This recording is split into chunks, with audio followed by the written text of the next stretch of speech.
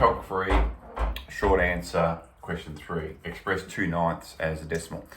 Questions like this, where it's as a fraction as a decimal, typically what you're expecting to see here is either a rational number, where it's going to ask you to then shorten it to a certain amount. So I might say to 2 decimal, 3 decimal places, but a lot of the times you're going to end up with a repeating decimal. Okay, so I suppose have that thinking. Now, for any fraction, you can turn it into a decimal simply by doing a division question. Okay, so really this question 2/9, the question itself is actually 2 divided by 9. That every fraction is the same in that regard. Okay, so whatever fraction you take, it's always the numerator divided by the denominator is what it is, the maths that's really happening there. Okay, we always want to consider this funiculum, the line in the middle, we want to consider that as a division action. So what we're doing is we're dividing 9 into 2.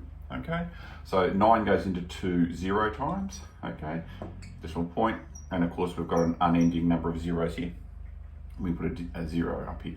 9 into 20 now goes twice with 2 left over. 9 into 20 goes twice with 2 left over. 9 into 20 goes twice, and we can see what's happening here. We're getting a long line of 2, so it's going to be 0.222 repeating. What we can do now is we can then rewrite that as 0.2 and put a dot over the top of the 2 as a repeating decimal, and then that's our answer there. And that's true of all those fraction to decimal type questions. Calc 3, short answer, question 5. The question is to calculate 20% of 30. What I noted was the strategy needed to be better for this. With these questions, the question itself creates for you the structure of what you've got to use to work it out. So 20% of 30. 20%, 20 over 100. Of is multiplication, and 30 becomes 30 over 1. That's the structure of what the calculation is. And as you can see here, we can cancel that 0 with that 0, that 0 with that 0. Now we've got a 1 and a 1 on the bottom. 2 times 3 equals 6. 1 times 1 is 1, so the answer is going to be 6. So all the time you've got these questions like this with percentages, whenever it says 20% of or 120% of, whatever it is, it creates the structure that gives us our answer. Calc 3, short answer, question 7, part B. Okay, is a subtraction question where you've got a number, 12.2, that's only got 1 decimal place, and you're asked to take away from it a number 3.754, which has got 3 decimal places. So this question is all about renaming. Okay, so we need to rewrite this question in the vertical format. And we just have to line up the decimal points when we write it. So that's our first move, okay? Second move here is we really want to fill in these zeros that are missing here, okay? Because we're going to have to use them in order to do some renaming in a moment. All right, so 4 from 0 you can't do. Okay, so we've got to borrow from this 2 here. That becomes 1. This one becomes 10. We then borrow from that and it becomes 9. And this one here becomes 10.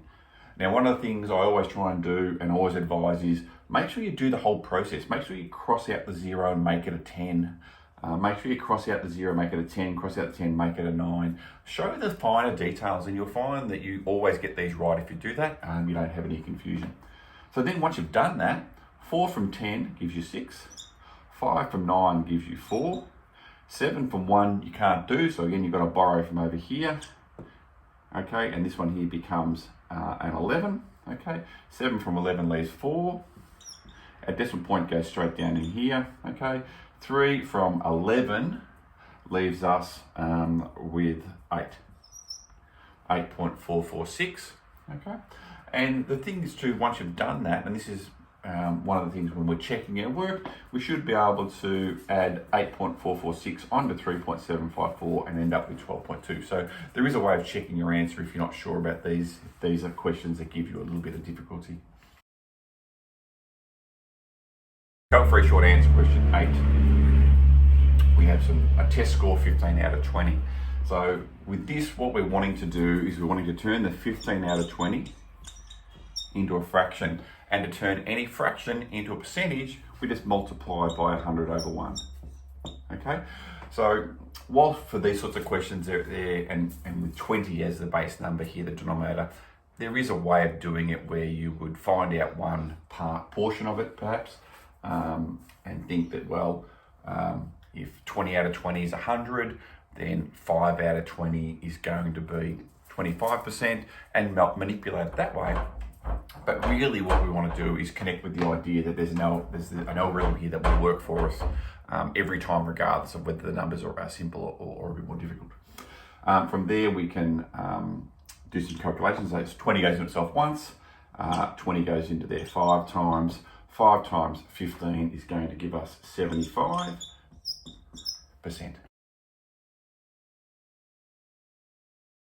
Short answer question 9A, we have a multiplication question. And what we need to notice here is that we have effectively a 2-digit number multiplied by a 3-digit number. Now, typically when we do multiplication questions, we would write the 2.7 first, and we put the multiplier underneath that.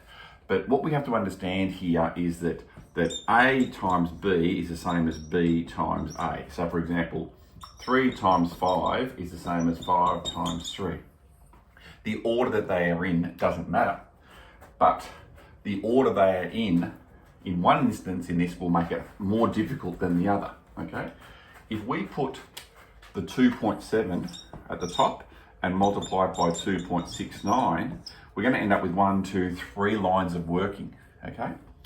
Which in my opinion is more difficult than putting the 2.69 at the top and multiplying it by 2.7, which is a 2-digit multiplier, which we are much more familiar with. This is the sort of maths you've been doing since probably about grade 4, grade 5, and is a much easier and simpler choice to solve this particular question.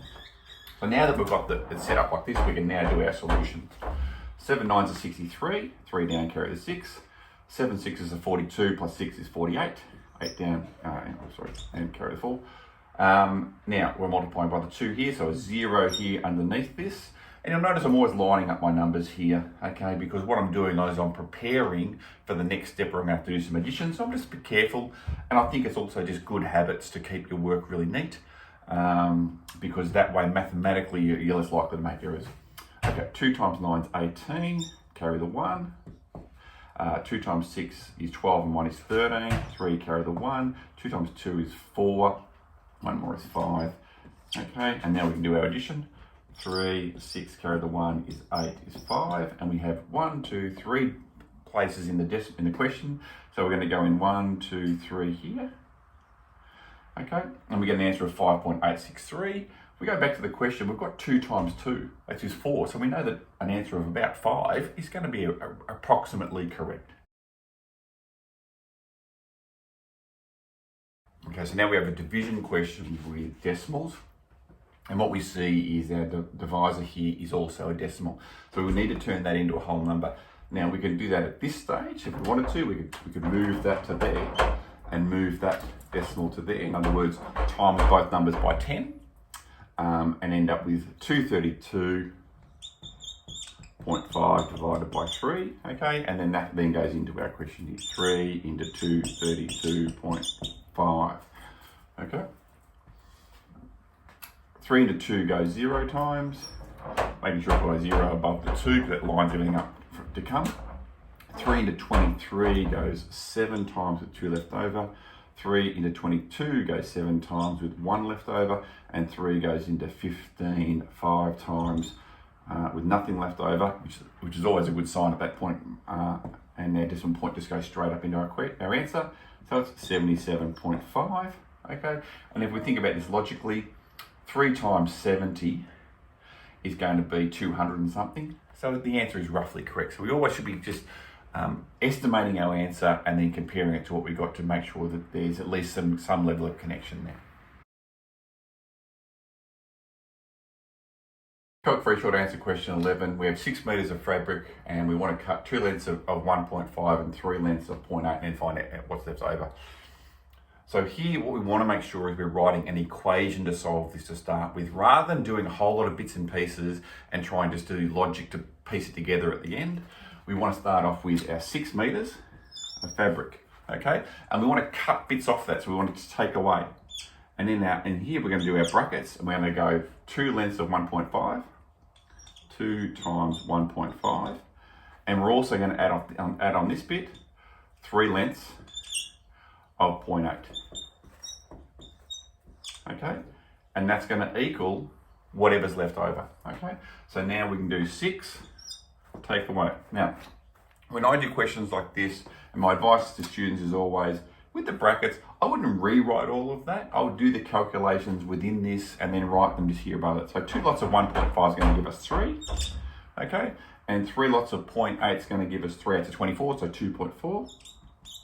All right, and 3 plus 2.4 is going to give us 5.4. So what I've done here is I've shown my thinking by where I've written the numbers, okay? And then I'll take my 5.4 and I'm going to write it down in the next line. And then that's going to give me my answer. 6 take away 5.4 is going to leave me with 0.6 of a metre, okay? So it's a nice, cleaner, neater way of working that out. Okay, and then part B tells us we have to take our answer from part A, which was 0.6, and it says express as a fraction of the original piece of fabric, so they're at original length. So if we're thinking about this just from a simplistic point of view, it's 0.6 over the 6 metres. So they're both, so that's really what we've got here, okay? And we know we can't do a decimal in a fractions, okay? So what we can do with this is just increase both numbers. So if we make 0.6, so we multiply that by 10 and multiply that one by 10, okay? It's going to equal 6 over 60, okay? And then from there we can simplify. 6 goes into itself once and 6 goes into 60 10 times, and our fraction is going to be 1/10 of a metre, or 1/10 rather, as the fraction of the original length.